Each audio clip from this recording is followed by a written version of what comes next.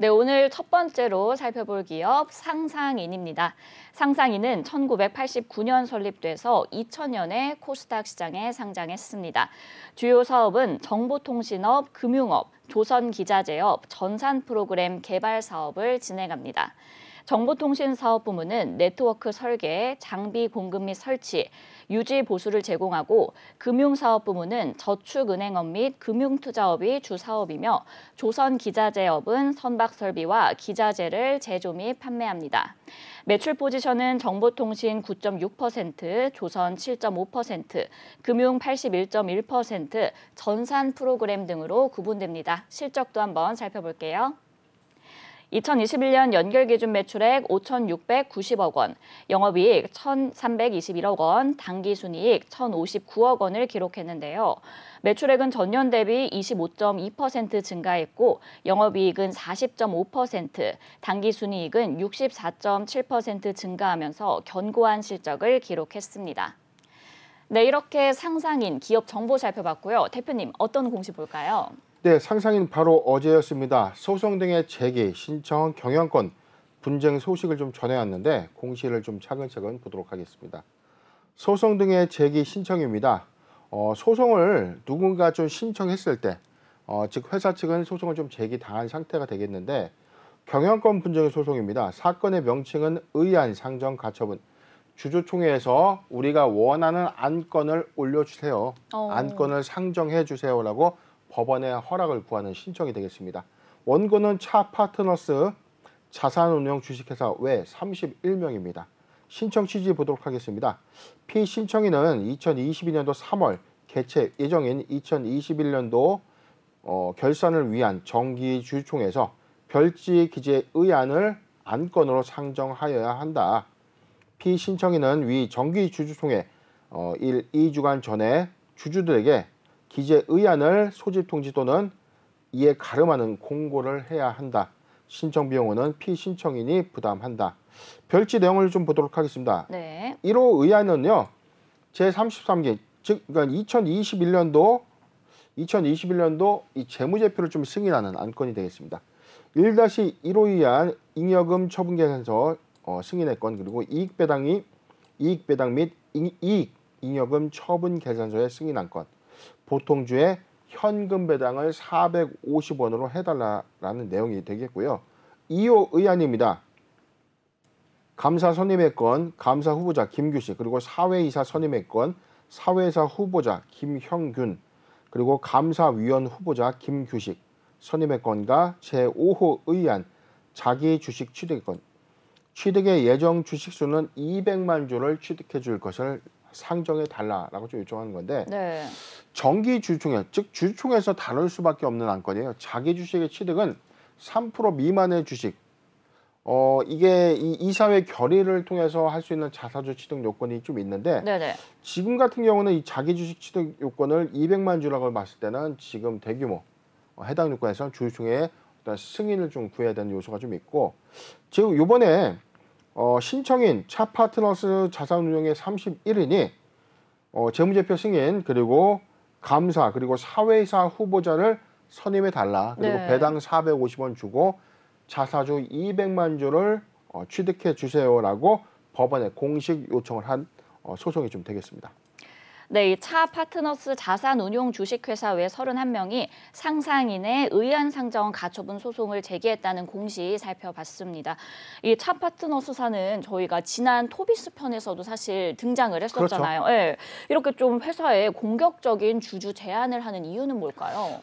일단은 지금 이 토비스 측에서도 토비스 공시도 잠깐 좀 보도록 하죠. 그럴까요? 제가 지금 이 뭐 한 거 연간 공시가 좀 되겠으니까 네. 하나를 좀 더 한 번 더 보도록 하겠습니다. 네. 지금 새 창을 좀 열어서요. 자, 전자공시를 보겠습니다. 공시 뭐 찾아가는 건 이렇게 간단합니다. 쉽네요. 자꾸 뭐 네이버에서 뭐 찾는데 전자공시 치시고요. 종목명을 이렇게 치면은 최근 공시가 딱 나오는데 그렇죠. 최근에 이 차 파트너스 자산운용이 이 토비스를 상대로 주주 명부를 열람하도록 해주세요. 주주 명부를 열람하거나 복사할 수 있도록 해 주십시오라고 신청도 좀 했었고요. 그리고 네. 2월 22일은 동일한 사건이었죠. 의안상정가처분 우리가 원하는 안건을 정기주주총회에서 상정해 주세요라고 좀 요청을 했는데 3월 7일이었으니까 바로 어제였습니다. 토비스도 소송 등의 판결 결정이 있었네요. 내용을 보도록 하겠습니다. 주주명부 열람 및 등사 가처분에 대해서 판결을 해준 겁니다. 채무자는 이 결정을 고지받은 날로부터 7일 동안 업무 시간 안에서 채무자 본점 그리고 채권자들 또는 대리인에게 주주명부를 열람해 주던가 네. 복사할 수 있도록 허용하여야 한다. 만약에 위반을 하게 되면 하루당 500만 원을 각각 지급해라. 채권자들 나머지 신청을 기각하고요. 소송 비용을 채무자가 부담한다라고 좀 밝혔는데 회사가 좀 부담하게 되는 겁니다. 그래서 지금 내용을 좀 보니까 주주명부 열람 및 등사에 대한 어떤 고유 안건에 대해서는 네. 사실상 이거를 법원에서 기각하는 케이스가 많이 없어요. 정당한 주주의 권리, 즉 진성주주라는 부분이 입증이 된다면 네. 이 주주의 권리라고 좀 판단하기 때문에 그럼 정식적으로 정상적인 이 의결권, 표대결을 통해서 안건을 좀 다퉈라. 네. 이게 이제 법원의 기조기 때문에 사실상 안건 승인이 좀 됐는데 토비스에도 사실상 이 차 파트너스 자산운용사가 안건 상정 가처분, 의안 상정 가처분 신청을 좀 냈었고요. 그렇죠. 자, 이에 따라서 상상인의 경우에도 지금 차 파트너스 자산운용으로부터 의안 상정 가처분 신청이 좀 제기가 됐는데 네. 최근에 이 차 파트너스 자산운용의 행보가 이 주주 행동주의를 좀 실현하는 어떤 움직임인데 이 소액 주주들의 어떤 의결권 규합을 통해서 이 회사 측 최대 주주 또는 이 경영권자로 하여금 주주 가치를 좀 제고해 줄 것을 좀 요청하게 된 거죠. 그렇기 때문에 배당의 확대 그리고 자기 주식 취득을 통해서 주주의 가치를 조금 더 높이고자 하는 의도가 아닌가 해석해 봅니다. 네, 이 주주 행동주의를 실현하는 모습으로 해석을 해주셨는데 이 상상인의 유준원 대표이사가 회사 주식을 또 장내 매입하고 있다는 소식도 있더라고요.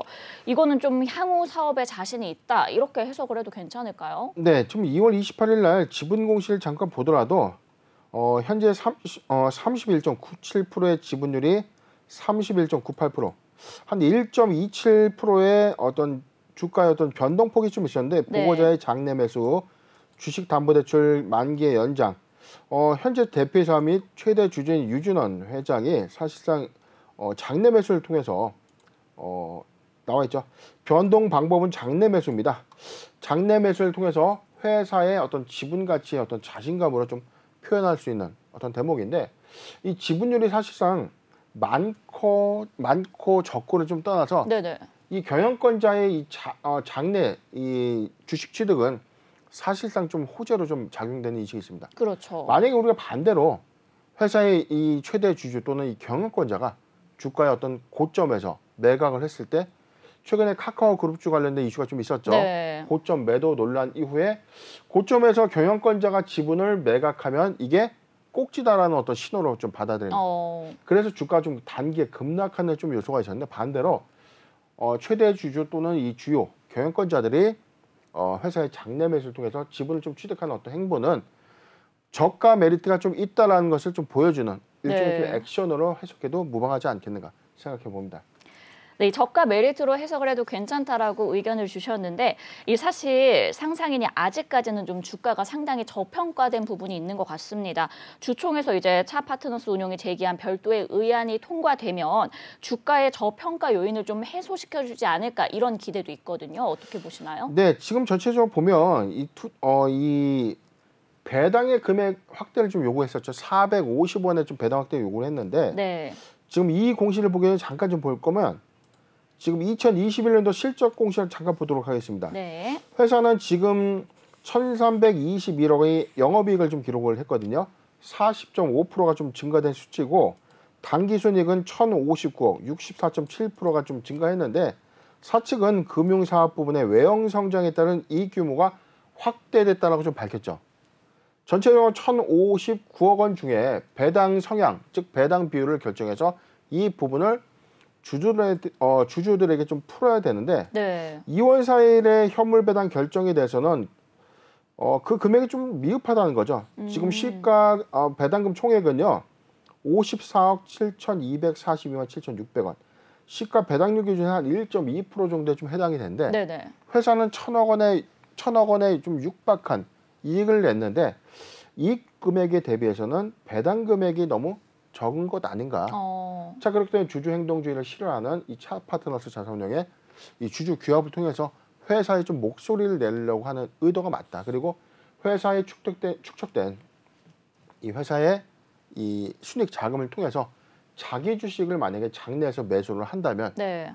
그만큼 유통 주식수가 좀 감소되는 효과가 있기 때문에 단기에 주가가 좀 부양되는 효과가 좀 있고요. 두 번째, 지분 가치가 희석되는 것이 아니라 상승하는 효과가 다소 있기 때문에 회사에 소위 말하는 좀 생떼를 좀 부리는 거죠.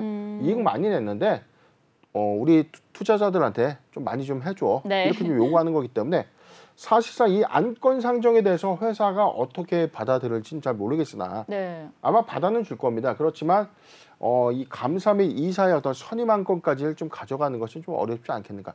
그렇지만 회사 측이 이 투자자들, 즉 주주의 어떤 목소리에 귀를 좀 기울이는 관점이라면 배당 금액의 좀 조정 또는 주주 가치 환원을 위한 어떤 재고 방안이 좀 나오지 않을까도 예상되는 상황입니다.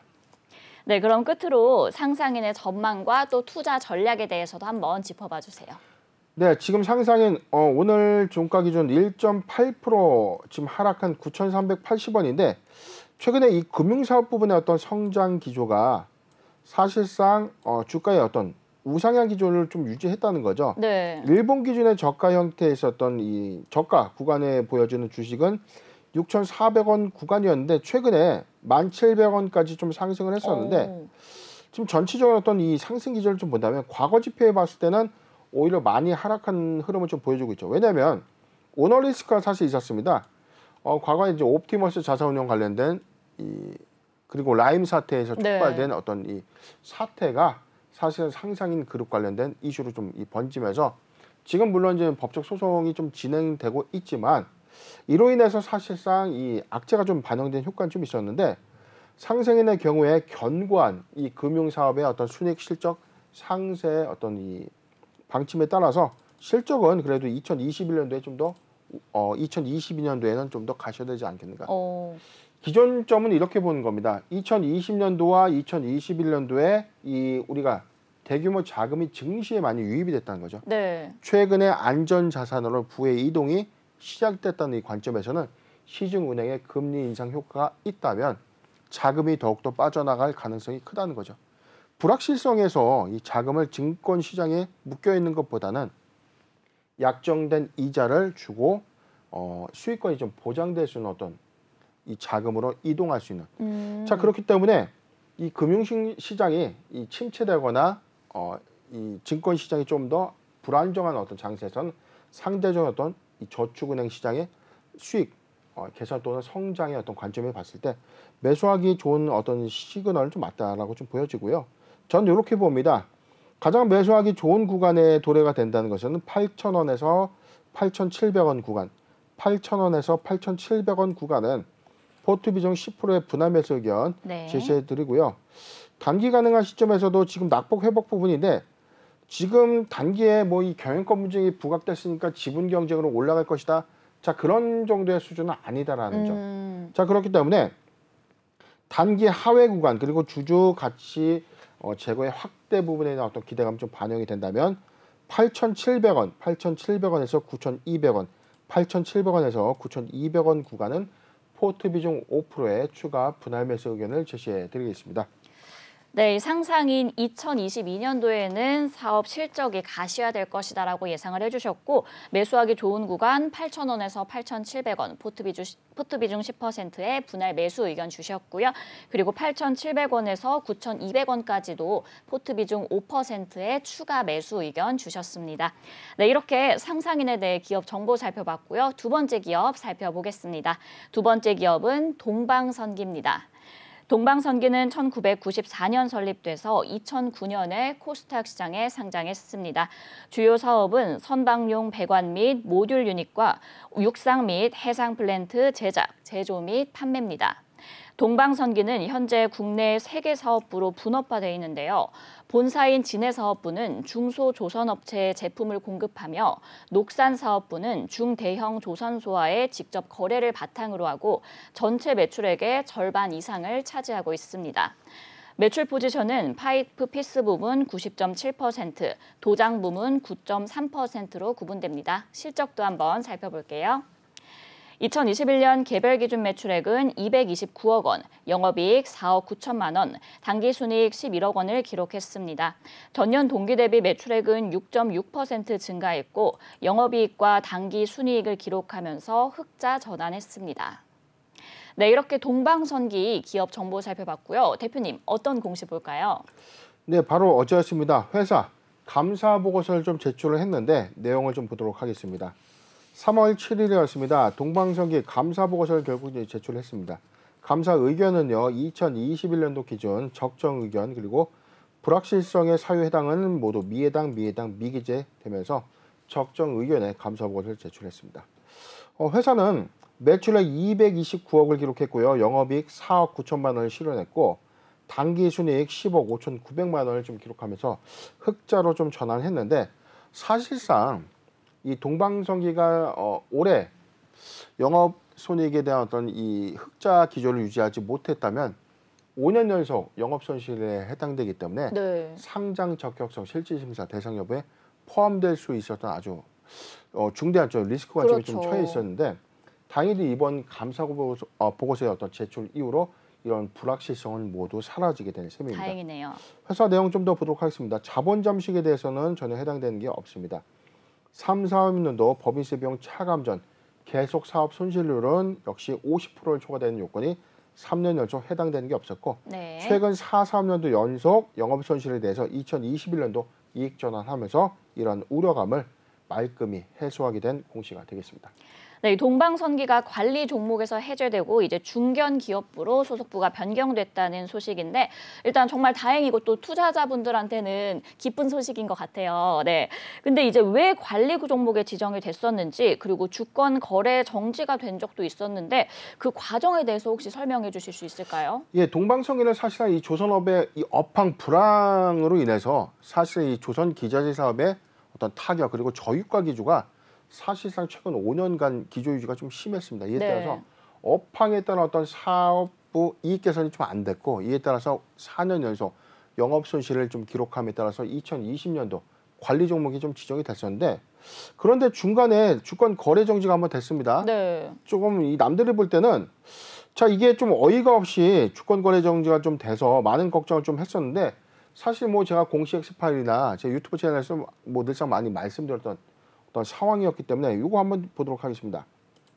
자, 기타 시장 안내입니다. 동방선기 상장 적격성 실질심사와 관련된 안내였는데 4년 연속 영업손실 발생 사유로 인해서 관리 종목에 지정이 됐었는데 9월 1일 날 최대 주주 변경을 수반하는 주식 양수도 계약 체결 사실이 나왔기 때문에 이 관리 종목 또는 투자주의 환기 종목의 경영권 변동에 해당한다.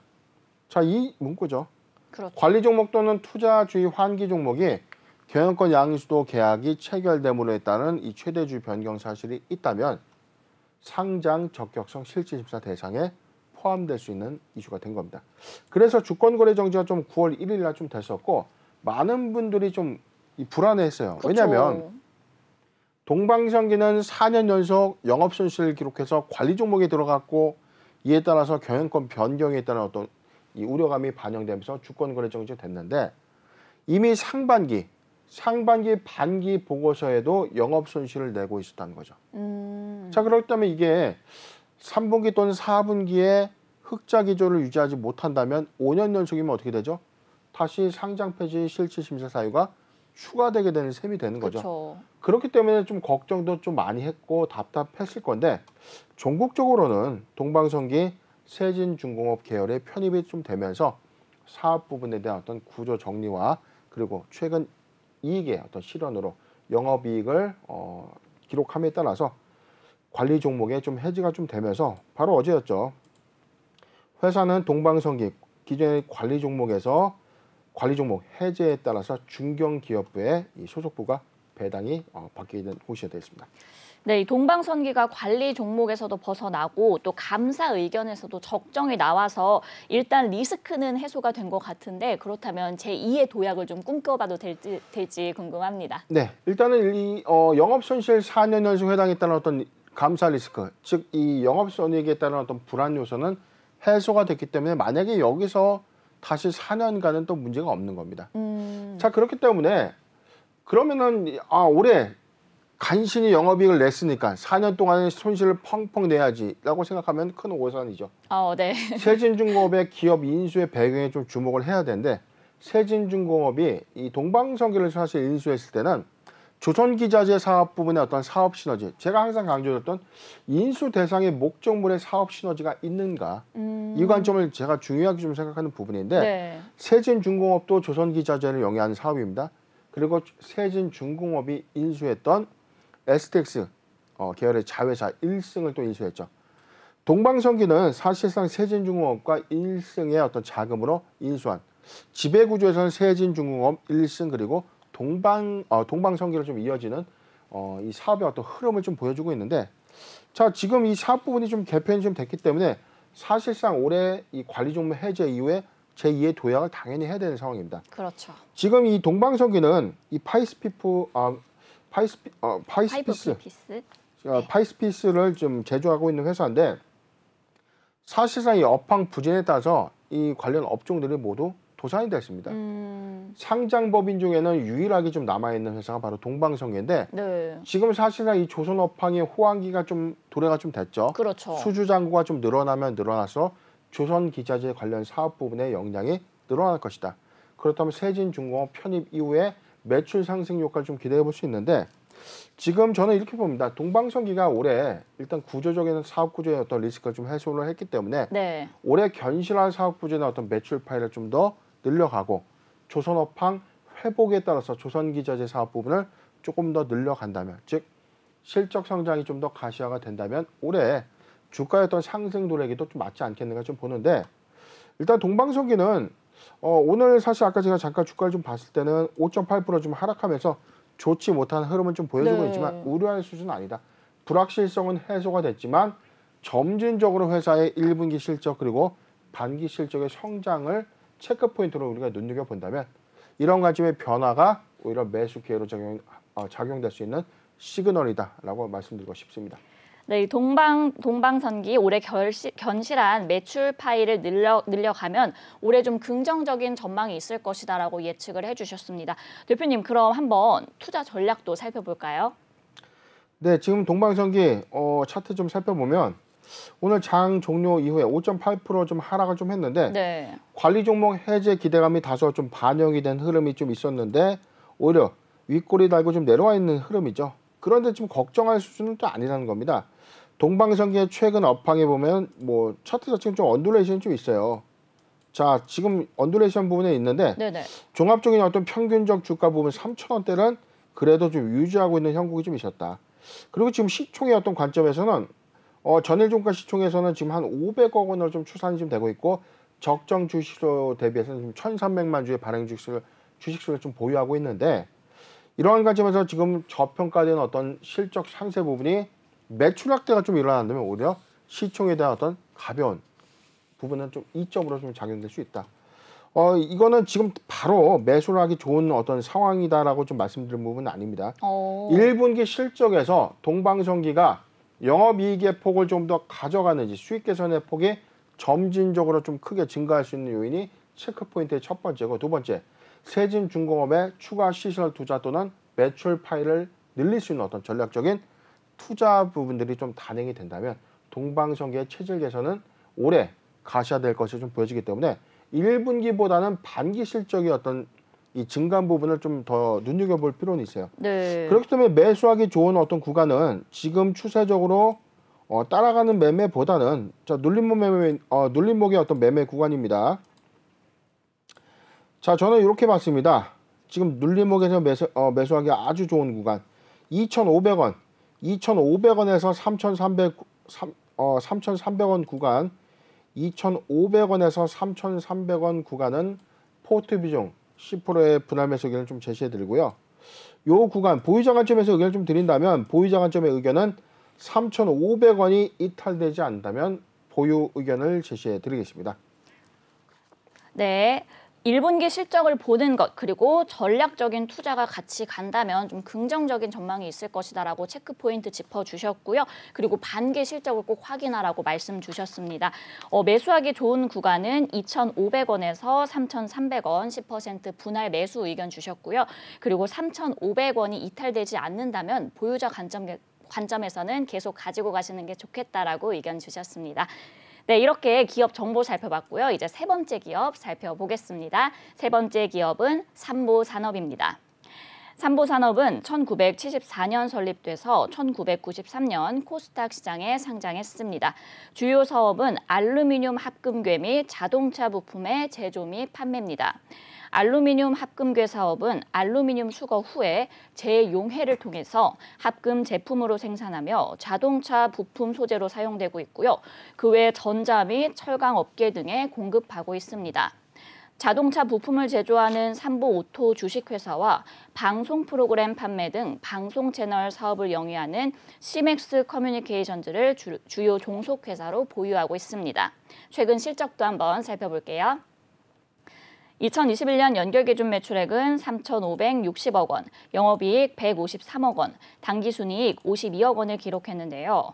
매출액은 전년 동기 대비 18.7% 증가했고 영업이익은 73.4% 증가했으며 당기순이익은 흑자 전환했습니다. 회사는 판매 단가 개선, 전사적 원가 절감으로 손익이 증가했다고 밝혔습니다. 네, 이렇게 삼보산업 살펴봤고요. 대표님, 어떤 공시 볼까요? 네, 바로 어제였습니다. 삼보산업 벌금 등의 부과 소식을 좀 전해왔는데 하단 실적의 증감 비율 한 번 더 보도록 하겠습니다. 2월 18일 공시였습니다. 삼보산업 매출액 또는 손익구조의 30% 이상 변동. 매출액, 영업이익, 당기순이익의 어떤 증가폭이 30% 이상 해당이 된다면 반드시 제출해야 되는 의무 공시입니다. 회사는 연결 재무제표 매출액 3,560억을 기록했는데 전년 동기 대비 18.7%가 증가했고 영업이익 153억 그리고 당기순이익 552억을 기록하면서 전년 동기 대비 영업이익은 73.4%가 증가했고 당기순이익은 흑자 전환했습니다. 회사는 판매 단가가 개선됐고 전사적인 원가 절감의 노력이 있었다라고 좀 밝혔고 당기순이익 부분에서는 전개 전환사채 관련 파생평가 손실 반영이 있었으나 단기의 전액 전환 청구에 의해서 영업에 손익이 미반영됐다. 자, 이게 뭐냐면 우리가 파생금융부채가 뭐였죠? 제가 말씀드렸던 확정되지 않은 회사 현금 유출이 없는 가상의 손실이다. 네. 즉 회사가 1,000원의 전환사채를 발행했는데 주가가 2,000원 갔어요. 평가 시점에. 그래서 단순하게 좀 말씀드리면 주당 1,000원에 파생평가 손실을 장부상 반영을 하는 겁니다. 그런데 이거는 상환하면 없어질 돈이죠. 그렇죠. 상환하거나 전환하게 되면 없어질 돈인데 이게 단순한 이 파생 거래에 따른 어떤 평가 손실 부분으로 좀 반영되는. 자, 이거는 저는 아직도 좀 제도적으로 좀 개선돼야 되지 않겠는가. 투자자의 혼선이 좀 커요. 이 부분이 어떤 영향을 주는지 아직도 저는 잘 모르겠어요. 네. 자, 그렇기 때문에 이걸 논의 좀 하더라도 회사는 당기순이익 부분에 대해서 파생평가 손실을 좀 반영했는데 이게 전액 전환 청구가 좀 됨에 따라서 손실 부분이 사라지고 이에 따라서 순익 전환이 있었다. 이렇게 좀 해석이 되는 공시가 되겠습니다. 바로 어제였습니다. 회사 벌금 등의 부과 공시가 있었는데 이어서 보도록 하겠습니다. 네. 벌금 등의 부과 제목만 보면 좀 우리가 알 수 있죠. 자, 벌금을 부과 받았다는 겁니다. 그렇죠.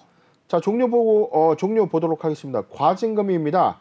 자기자본 399억 원의 6.8%에 해당되는 27억의 과징금이 좀 부과되는데 부과 기관은요 공정거래위원회입니다. 부과 사유 보도록 하겠습니다. 현대자동차 등의 세계사 발주 알루미늄 합금 제품 구매 입찰 관련해서 8개 사업자의 이 부당한 공동행위가 있었다. 이에 따른 과징금을 좀 부과한다. 향후 대책입니다. 현금 유동성 여건 등을 고려해서 빠른 시일 내에 일단 납부를 할 예정이다.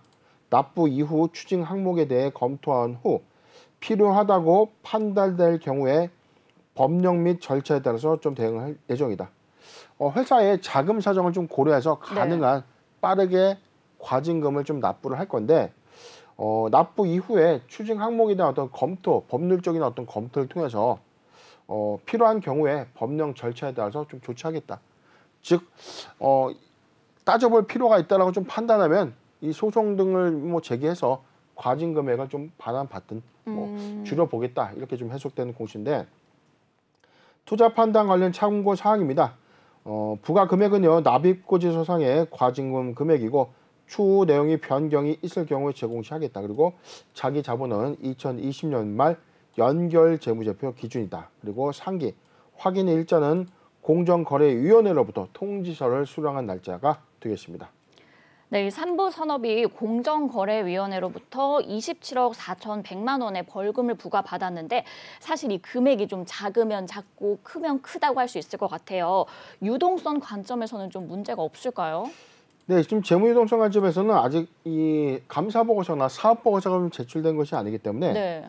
지금 3분기의 재무 상태를 좀 잠깐 볼게요. 회사는 3분기 9월 30일 기준의 현금성 자산이 지금 165억 원 정도가 있죠. 지금 이 회사에 보유한 자금을 좀 토대로 봤을 때는 충분히 과징금을 일시에 납부해도 사실상 유동성의 어떤 훼손 부분은 없을 것이라고 좀 추정이 좀 되기 때문에 네네. 아마 일시 납부가 되던 분할 납부를 통해서 뭐 조기에 좀 정리가 좀 되지 않을까 판단이 되는 상황입니다. 네, 벌금 납부에는 큰 문제는 없을 것이다라고 말씀 주셨는데 일단 실적과 흐름은 좀 굉장히 좋은 편인 것 같아요. 러시아와 그리고 우크라이나의 지정학적 리스크로 인해서 알루미늄 가격이 급등세를 기록했는데 이게 좀 만약에 장기적으로 가게 된다면은 더 이슈가 될 수도 있을지도 궁금합니다. 네, 그런데 최근에 어떤 주가 상승률을 좀 우리가 좀 판단해 보면 네. 삼보산업이 사실상 최근에 알루미늄 가격 상승했던 어떤 가격 지표 수혜 즉 회사의 어떤 종목 수에는 사실상 크게 반영된 것은 없었습니다. 저희가 최근 공시 메이트에서 좀 다뤄드렸던 삼목 S폼의 경우가 좀 있었죠. 그렇죠. 삼목 S폼의 경우에는 알루미늄 폼을 주력 사업으로 제조하는 회사입니다. 네. 그렇기 때문에 알루미늄 가격 상승에 따라서 사실상 이 건설 부자재, 건자재의 어떤 품귀 현상 그리고 알루미늄 가격 상승에 따른 어떤 기대감까지 좀 반영이 되면서 최근에 삼목 S폼의 경우에는 주가 시세가 좀 괜찮았는데 오히려 삼보산업의 경우에는 사실상 최근 어떤 주가 상승폭이 좀 그리 뭐 크다고 좀 볼 수는 없습니다. 물론 전저점 대비 한 2월 기점을 좀 본다면 지금 1,500원 기점에서 최근에 1,800원 정도 좀 상승했던 구간이 그렇게 크게 올랐다라고 좀 보기에는 좀 다소 좀 애매한 부분이 많기 때문에 네. 삼부산업 그럼에도 불구하고 왜 수혜에 따른 어떤 기대감이 좀 반영되지 못하는가가 좀 매우 궁금한 어떤 형국일 거예요. 그런데 이렇게 보셔야 돼요. 원자재 가격이 상승을 하면 당연히 이 회사가 좋아진다라고 우리가 생각을 합니다. 그렇죠. 원자재 가격이 올라가면 관련 업종을 영위하는 사업 부분에 대한 기대 효과를 가져가는데 제가 항상 역으로 좀 따져 물었던 경우가 좀 있었어요. 네. 이 회사는 알루미늄 합금계를 주력으로 생산하고 있습니다. 그렇다면 이 회사의 원재료는 뭐죠? 알루미늄. 알루미늄이죠. 그렇죠. 그런데 알루미늄 가격이 올라간다면 생산 원가가 당연히 올라가죠. 네. 그럼 판가도 올라가기 때문에 사실상의 어떤 특정한 수혜 여부라고 볼 수 있을까? 자, 이게 관건이라는 겁니다. 그런데 어떤 사업 부분의 어떤 개편 부분이 가공 이후에 품귀 현상을 좀 가져갈 수 있는 사업 부분이냐, 독점화할 수 있는 어떤 사업 부분이냐, 또는 시장 점유율을 크게 가져갈 수 있는 사업 부분이냐에 따라서 사실상 기대 수혜 효과가 좀 달라진다는 겁니다. 삼보 산업의 경우에는요, 지금 알루미늄 합금기에 관련된 부분이 매출 포지션 잠깐 보면 분기 보고서를 잠깐 보도록 하겠습니다. 네. 자, 회사의 주요 제품 서비스 보면 알루미늄 합금계 부분이 95.6%인데 이거는 이 지배회사 부분을 차감한 겁니다. 전체적인 이 회사의 자동차 부품 사업 부분이 있고요. 그 다음에 케이블 TV 관련된 사업이 좀 있었는데 전체적인 어떤 회사의 매출 수주상을 좀 보면 알루미늄 합금계 부분에 대한 합계액이 대부분이기 때문에 지금 원재료에 대한 어떤 매입 시세에 대한 비교 부분이 여기 나와 있죠. 자, 수출 부분이 있지만 원재료 부분에 대한 이 판매 수출 부분이 있고요. 그리고 여기에 들어가는 원재료 매입액에 관련된 부분이 있습니다. 자, 여기는 버진 뭐 AI 스크랩 이건데 AI 스크랩은 이게 알루미늄 이 비철이라고 보면 돼요. 고물. 알루미늄 캔을 매입해서 합금계를 만들고 이걸 통해서 부품화 또는 사업화를 하는 회사인데 네. 자 전체로 보면 알루미늄 스크랩 부분에 대한 원재료 매출 비용이 한 66.8%. 그렇다면은 매입 시세도 조금 더 올라간다면 판가도 올라갈 가능성은 좀 있지만 이게 주력적으로 보는 어떤 시장 점유율 관점에서는 덜 반영되는 어떤 흐름은 감지되고 있는 상황입니다. 네, 그 대표님, 그럼 전반적인 이런 알루미늄 업황에 대한 전망, 그리고 이 삼보 산업에 대한 투자 전략까지도 한번 짚어주실 수 있을까요? 근데 지난해 뭐 13년 만에 최고치로 뭐 알루미늄 가격이 좀 상승했다. 그렇죠. 영국 금속거래소에서 뭐 사상 최고치의 어떤 이 비철 금속 가격이 좀 올라가고 있는데 최근에는 뭐 니켈 품귀 현상 그리고 뭐 맞아요. 알루미늄, 예. 고철, 비철 안 올라가는 게 없습니다. 그렇죠. 원유 가격 그리고 원유에 파생되는 원유 부산물까지. 자 그렇기 때문에 이게 단순하게 원부자재 가격이 상승하는 걸로만 끝나는 것이 아니라 각 업종에 들어가는 생산원가에 어떤 지대한 영향들이 좀 있기 때문에 자 이게 인식 기준에서 수익성을 가져갈 것인가가 좀 관건이죠. 그런데 이 회사는 알루미늄의 원초적인 어떤 원석을 가져가서 가공해서 처리하는 회사가 아니라 알루미늄 이 재활용을 통해서 이걸 녹여가지고 재용해해서 그렇죠. 합금계를 만들고요. 이를 통해서 자동차 부품 또는 원재료 시장에 좀 판매하는 회사입니다. 그렇기 때문에 사업상의 어떤 마진율 관점에 그렇게 크게 받지 못하는 어떤 관건은 맞는데 이게 만약에 좀 장기화가 된다면 보유 비축량이 좀 더 많다면 오히려 1분기 실적 회복은 사실상 좀 예상해 볼 수 있는 흐름인데 네네. 지금 삼보 산업의 경우에 전체적인 어떤 이 부분이 알루미늄 합금계의 어떤 이 판매 수요 캐파가 좀 들어간다면 저는 실적적인 수혜는 좀 있을 것이라고 봐요. 그런데 지금 3월이기 때문에 아마 3월부터 반영되는 알루미늄 가격의 급등세 그리고 원부자재 가격 상승에 따른 어떤 매입 시세, 판가가 좀 더 달라진다면 1분기에 만약에 소위 예상 실적을 좀 뛰어넘는 성적표가 좀 나와준다면 오히려 반기까지 가져가는 시세로 우리가 봐도 괜찮은데 네. 관건은 1분기 보고서의 어떤 증감 부분입니다. 저는 이렇게 봅니다. 항상 우리가 이 정기 보고서, 사업 보고서를 우리가 비교를 할 때 작년과 비교를 합니다. 연간 실적을 비교할 때 2021년도와 2020년도의 실적을 비교하는 게 맞는데 네. 자 1분기 실적 보고는 작년 1년 1분기 보고서를 비교한다? 잘못된 거죠. 그렇죠. 실적의 증가폭은요. 4, 4분기와 1분기의 비교폭을 가져오는 게 맞습니다. 4, 4분기의 상황과 1분기의 상황에서의 어떤 증가폭. 당연히 작년 1분기 기준과 올해 1분기의 기준의 알루미늄 가격의 가격 상승폭은 차이가 있죠. 그렇죠. 단순 비교 관점에서는 4, 4분기의 실적 대비의 증감폭을 따져보고 여기에 증감폭이 생각하는 어떤 부분, 유추 해석하는 부분보다 좀 높다면 이 부분이 반기 실적 그리고 3분기까지 기조가 유지될 가능성이 크기 때문에 소위 말하는 어닝 서프라이즈가 되는 겁니다. 실적의 회복 관점에서 삼보산업 메리트는 좀 있어 보이기 때문에 1분기의 실적 증감률이 매우 중요한 체크 포인트가 아닌가 판단해 봅니다. 네, 1분기의 실적 증감률이 매우 중요한 체크 포인트가 아닌가라고 말씀 주셨습니다. 네, 대표님 그럼 주가도 한번 봐주시겠어요? 네, 삼보산업의 경우에 작년 6월에 3,750원 좀 급등세를 좀 연출을 했었고요. 그리고 2020년도 11월 기점을 봤을 때 주가 단계 좀 급등한 이력이 있었는데 자, 이 두 가지 요인은 뭐였냐면 이 회사가 그 국민의힘 당대표인 이준석 대표의 어떤 관련주로 좀 편입된 이슈가 있었어요. 과거에 이 삼보산업은 이준석 테마주로 좀 분류가 좀 됐었는데 과거 이준석 이 당대표의 아버지가 회사의 이 법정 관리를 맡았던 그런 이력 때문에 관련주로 좀 부각이 됐는데 그렇죠. 사실상 사업의 실적 모멘텀 전혀 관계가 없이 오히려 주가만 좀 올라갔던 흐름. 자, 이 형국에 따른 어떤 이슈는 상승한 만큼의 어떤 반납폭을 다 가져간 겁니다. 지금 남아지고 있는 이 폭, 자 여기 구간이죠.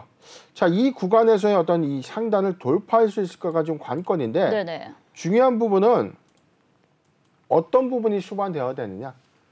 다름 아닌 실적입니다. 실적이죠. 그렇죠. 테마주의 기대감을 뛰어넘는 것은 회사의 어떤 가치 반영을 가져갈 수 있는 성적표인데 그렇죠. 자, 그렇기 때문에 알루미늄 가격 상승에 따른 판가 상승 그리고 이에 따른 영업수익 개선 부분이 올해 1분기 실적부터 반영이 좀 된다면 이 부분의 체크포인트로 매수기가 맞다라는 부분이고 저는 매수하기 좋은 구간, 바닥권 구간으로 좀 봤기 때문에 자, 요 구간으로 봤습니다. 지금 1,300원, 1,300원에서 1,300원에서 1,500원 구간 포트 비중 10%의 분할 매수 의견을 제시해 드리겠습니다. 네, 이 삼보산업 매수하기 좋은 구간 1,300원에서 1,500원까지 포트 비중 10%의 분할 매수 의견 주셨습니다.